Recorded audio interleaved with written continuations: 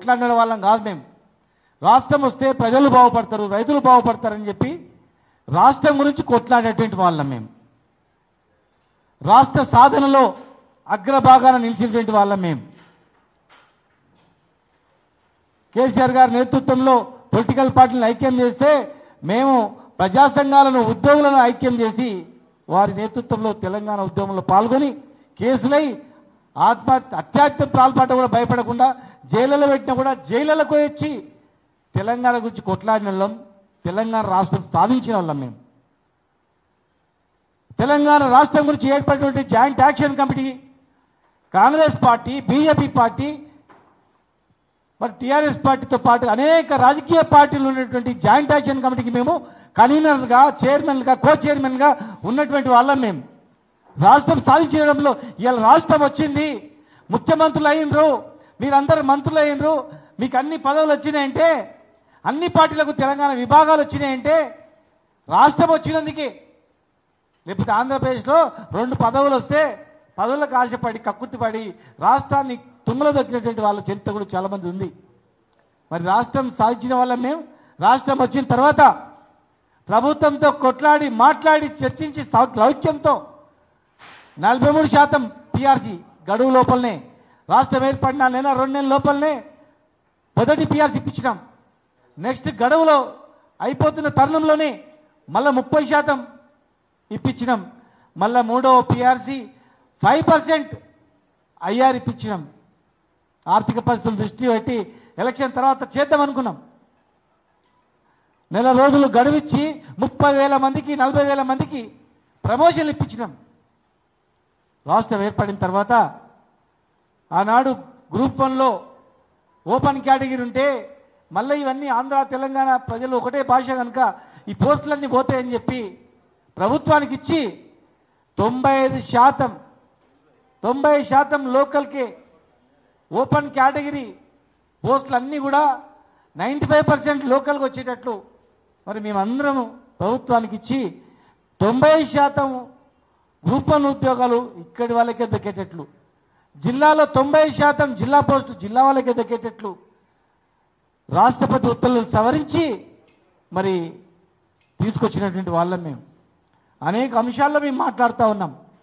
తెలంగాణ జరుగుతున్న అనేక అంశాల్లో ఆ రోజు ప్రభుత్వంతో ఉన్నటువంటి లౌక్యంతో అందరము మాట్లాడి చర్చించి సాధించినాం.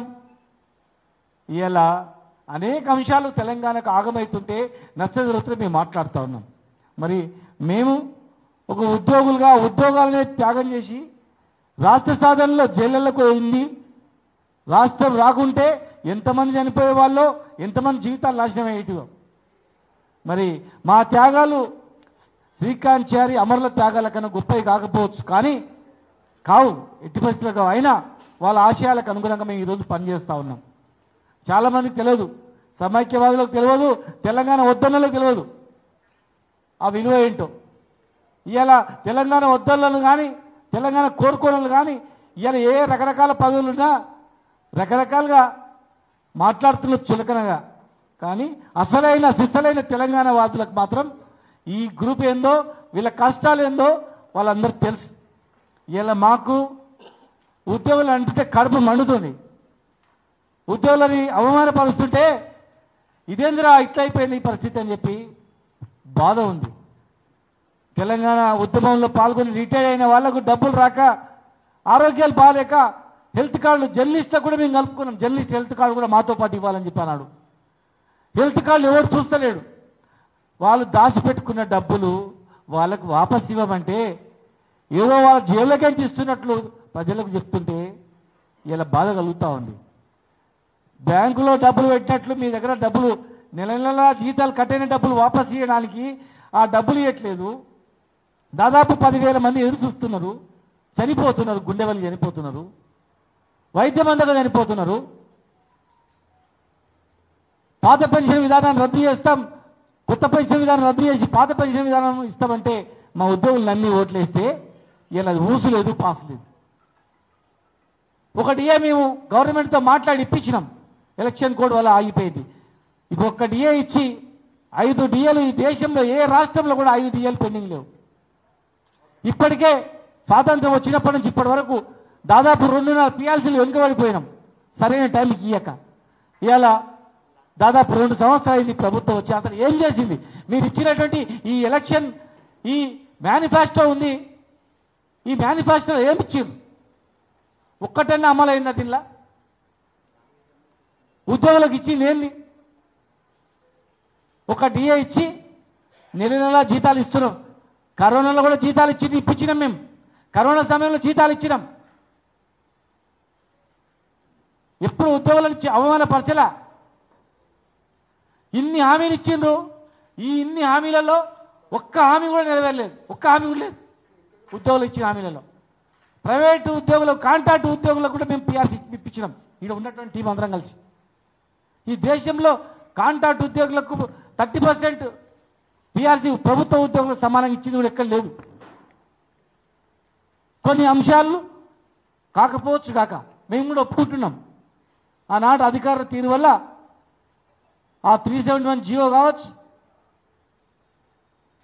317 జియో కావచ్చు, కొన్ని విషయాల్లో ఖచ్చితంగా ఈ కొట్లాడి సాధించవాళ్ళం మేము. కానీ ఇలా ఫైనాన్షియల్ సపరేట్ అంట, నాన్ ఫైనాన్షియల్ సపరేట్ అంట. అవి విడదీసి ఈ 12 అంశాలు మాత్రం పక్కకు పెట్టి ఫైనాన్షియల్ లేని మాత్రం నిలుస్తాయి. అది మీరు తెచ్చేది పోయి హక్కులు, అవి ఉద్యోగుల హక్కులు. అవి మీరేదో దయాదాచీలతో ఇచ్చినట్లే కాదు. డిఏలు మీ దయాదాచీలతో ఇచ్చేది కావు. ఇవి ధరలకు అనుగుణంగా కేంద్ర ప్రభుత్వం ప్రకటించిన వెంటనే రాష్ట్ర ప్రభుత్వాలు ప్రకటించాలి, ఇమీడియట్గా విడుదల చేయాలి. పప్పు, ఉప్పు, బెల్లం అవన్నీ నిత్యావసర వస్తువుల ధరలు అనుగుణంగా డిఏలు పెరుగుతాయి. నీ ఇష్టానుసారంగా ఏదో పిచ్చ వేసినట్లు ఇచ్చినావు, దానం చేసినట్లు కాదు. ఇవి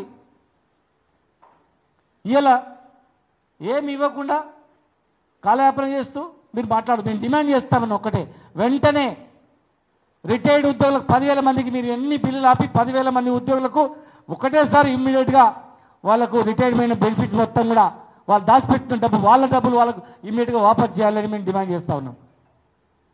5 డిఏలు వెంటనే కంపల్సరీ విడుదల, 6 నెలల్లో మీరు విడుదల చేస్తారు. 2 సంవత్సరాలు అవుతుంది. మీరు ఇచ్చిన హామీ ఇమ్మీడియట్గా విడుదల చేయాలని మేము డిమాండ్ చేస్తా ఉన్నాం. పిఆర్సీ మేము 5% ఐఆర్ ఇప్పించినాం. ఒకవేళ మేము లేట్ అయితే 20% ఇస్తారా, 20% ఇస్తారా? వెంటనే మీరు ఐఆర్ ప్రకటించండి ఇమ్మీడియట్గా. మేము 5% ప్రకటించిపోయినాం కదా, మిగతా మీరు ఇమ్మీడియట్గా ఇవ్వండి. ఒకవేళ గడువు దాటితే 6 నెలల్లో మీరు ఇచ్చిన నివేదికను ఇంప్లిమెంట్ చేస్తామన్నారు, చేయలేదు. అది అట్లీస్ట్ ఇదన్నా చేయండి. హెల్త్ కార్డ్స్ అపోలో కార్పొరేట్ హాస్పిటల్లో, ఎన్ఐబిహెచ్ హాస్పిటళ్లలో జర్నలిస్టులకు, ఉద్యోగులకు, రిటైర్డ్ ఉద్యోగులకు ఏ జబ్బు వచ్చినా ఎంత డబ్బులైనా సరే మీరు వెంటనే వైద్యం చేసి వాళ్ళను ఆరోగ్యంగా కాపాడండి. మీరు డబ్బు పెడితే పెట్టండి. ఇంకేమైనా తక్కువైతే మీరు అడగండి, ఇవ్వమంటే మేము ఇస్తాం. మా పెన్షన్ డబ్బులకి ఇస్తాం, మా జర్నలిస్టులకు కూడా ఇస్తాం, మా రిటైర్డ్ ఉద్యోగులకు ఇస్తాం. ఏ జబ్బు వచ్చినా సరే 20 లక్షలు కానీ 30 లక్షలు కానీ ఆ వైద్యం చేయించి మీరు పంపండి. మీకు డబ్బులు లేవు అంటే మా నిధి ఎంత కావాలో చెప్పండి, మేము ఎంత % కావాలని ఇస్తాం. వెంటనే మాకు చేయాలి. ఇవన్నీ ఏం చేయకుండా పాత పెన్షన్ విధానం రద్దు చేసి ఇమ్మీడియట్గా కొత్త పెన్షన్ విధానం రద్దు చేసి పాత పెన్షన్ ఓపీఎస్ తేవాలి ఇమ్మీడియట్గా. 35-40 ఏళ్ళు పనిచేసి రిటైర్డ్ అయితే ఒక పైసా రాక అగమ్య గోచరంగా ఉంది వాళ్ళ బతుకులన్నీ కూడా. మాకు కావాల్సింది ఈ Telangana employees, retired employees coordination committee కావాల్సింది. తెలంగాణ రాష్ట్రం తెచ్చినటువంటి కోర్ టీంలో ఉన్నటువంటి ఈ కమిటీకి కావాల్సింది. రాష్ట్రాన్ని తెచ్చినటువంటి ప్రధాన భూమిక పోషించినటువంటి సకల జనుల సమ్మె, సహాయ నిరాకరణ, సంసద్ యాత్ర, మిలియన్ మార్చ్, సాగరహారం, సమర భేరీ, సడక్ బంద్. మేము లేదే ఇవన్నీ ఎవరు లేవు. ఆనాడు కేసీఆర్ గారి నేతృత్వంలో కొట్లాడినాం. ఆనాడు జేఎస్లో కాంగ్రెస్ పార్టీ ఉంది, బీజేపీ పార్టీ కూడా ఉంది, న్యూ డెమోక్రసీ పార్టీ ఉంది, అనేక పార్టీలు ఉన్నాయి. మరి అన్ని పొలిటికల్ పార్టీలు ఉన్నటువంటి జాయింట్ యాక్షన్ కమిటీలో మొత్తం నడిపింది తెలంగాణ రాష్ట్రం వచ్చేంత వరకు ఉద్యోగాలు పక్కకు పెట్టి ప్రాణాన్ని పణంగా పెట్టి నడిపింది మేము. ఇలా ఏ ఒక్క వర్గాన్ని విస్మరించినా, రైతాంగాన్ని విస్మరించినా, ఆటో డ్రైవర్లను విస్మరించిన, ఆర్టీసీ బస్సు కండక్టర్లను డ్రైవర్లను విస్మరించిన, ఎలక్ట్రిసిటీ ఎంప్లాయీస్ విస్మరించిన, కాంట్రాక్ట్ ఉద్యోగులను విస్మరించిన, కూలన్నలను విస్మరించిన, ఎవరిని ఏ కులవృత్తిని విస్మరించినా మేము ఎట్టి పరిస్థితుల్లో ఊరుకోం. ఎవరు ఏ కుక్కలతో అరిచినా అరిపించినా అదరమో బెదరం. తెలంగాణ అనే పదాన్ని ఉచ్చరించకుండా అసెంబ్లీలో నిషేధించినట్టు నాడే మేము బయటకు వచ్చి జై తెలంగాణ అని నినాదం చేసినాం. ఫ్రీ జోన్ ఉద్యమాన్ని సానుగోడు గారి నేతృత్వంలో మొట్టమొదటగా 14F ఉద్యమం స్టార్ట్ అయింది టీఎన్జిఓ భవనం నుంచి. టీఎన్జిఓ భవనం నుంచి ఆనాడు నడుం బిగించి అక్కడి నుంచి నడుచుకుంటూ వచ్చి అసెంబ్లీని ముట్టడించినాం. ఈ మలిదేశ ఉద్యమం ప్రారంభమైంది మళ్ళీ ఒకసారి అక్కడి నుంచి. మరి మరుసటి రోజు కేసీఆర్ గారు పిలిపించుకొని కలిసి చేద్దాం, సిద్ధిపేడతామంటే నాటి నుంచి రాష్ట్రం వచ్చేంత వరకు మేమందరం కూడా ప్రాణాలకు తెగించి కొట్లాడిన వాళ్ళం మేము. కనుక ఈ రాష్ట్రానికి ఏమన్నైనా, రాష్ట్ర ప్రజలకు ఏమన్నైనా, తెలంగాణ తెచ్చిన నాయకులను ఎవరైనా టార్గెట్ చేసి మాట్లాడినా, తెలంగాణ నాయకులను ఏ రకంగా చులకన చూసినా ఎట్టి పరిస్థితుల్లో మేము ఊరుకోం. వెంటనే ప్రకటించాలి, లేదంటే మేము కలుస్తాం. చీఫ్ సెక్రటరీని కలుస్తాం, ఫైనాన్స్ మినిస్టర్ని కలుస్తాం, ముఖ్యమంత్రిగా కలుస్తాం, గవర్నర్ని కలుస్తాం. తొందరలో ఇవన్నీ పరిష్కారం కాకపోతే మళ్ళా మేమందరం కలిసి నాడు తెలంగాణ రాష్ట్ర సాధనకు సహకరించినటువంటి పార్టీలను, నాయకులను, వ్యక్తులను పిలుచుకొని మేము ఖచ్చితంగా ఉద్యమిస్తామని చెప్పి ఆనాడు కూడా వ్యక్తిగా మేమందరం కూడా దేశంలో ఉన్నప్పుడు, రాష్ట్రం వచ్చిన తర్వాత కూడా మేము ఉన్నంత వరకు ఈ రాష్ట్రాన్ని కాపాడుకుంటూనే ఉంటామని చెప్పి ఏ నాయకుల మీద ఎన్ని అవమానాలైనా ఆ రోజు ఎదుర్కొన్నాం, ఎన్ని అబాండాలు వేసినా ఎదుర్కొన్నాం, రాష్ట్రం వచ్చేట్టుకున్నాం. ఈనాడు కూడా ఖచ్చితంగా మాకు బాధ్యత ఉంది. రాష్ట్రం తెచ్చిన వాళ్ళం కనుక, రాష్ట్రం గురించి జైళ్లలో పోయే వాళ్ళం కనుక ప్రధానమంత్రి గారిని ఆ రోజు విఠల్ గారు, దేవిప్రసాద్ గారు, ఇక్కడ సుధాకర్ అన్న, స్వామి నాయకత్వంలో కేసీఆర్ గారు ఎమ్మెల్యే ప్రధానమంత్రి మన్మోహన్ సింగ్ గారిని కలిస్తే ఉద్యోగులు ఎందుకు సమ్మె చేసినంటే తెలంగాణ గురించి, అంటే తెలంగాణ రాష్ట్రం వస్తే వీళ్ళకేమైనా లాభం వస్తుందా అంటే, ఇంకేమైనా కొత్తగా ఏమైనా కలుగుతుందా అంటే లేదు, రాష్ట్రం ఆ డిమాండ్ లేదు, రాష్ట్రం గురించి డిమాండ్ అంటే ప్రధానమంత్రి ఆశ్చర్యపోయిండు. ఈ భారతదేశంలో ఒక రాష్ట్రం కావాలని నిస్వార్థంగా పోరాటం చేసిన ఉద్యోగులు తెలంగాణలో ఉన్నారంటే ఎంత గర్వం ఉందని ప్రధానమంత్రి మన్మోహన్ సింగ్ గారు మెచ్చుకున్నారు.